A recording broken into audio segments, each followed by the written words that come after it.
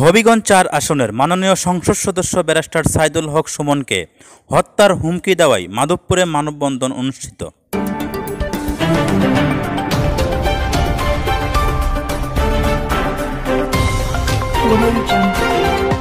মানববন্ধনে অংশ নেন মাধবপুর উপজেলার সর্বস্তরের জনগণ।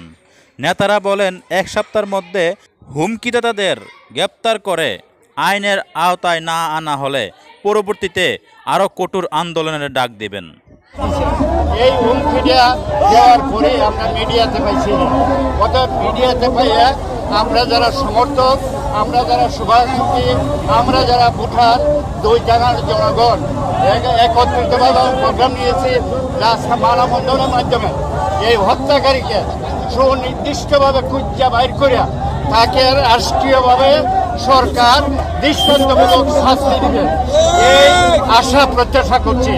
যদি সরকার এক সপ্তাহের ভিতরে তাকে খুঁজা বাইর না করে তাহলে আমরা পরবর্তীতে এমন কর্মসূচি দিব যে কর্মসূচির মাধ্যমে রেল এবং সড়ক পথ এবং পানিপথ যে কোনো অবস্থায় আমরা বন্ধ রাখব এবং তার প্রতিবাদ যেন আমরা সঠিকভাবে সরকারের পৌঁছাবো।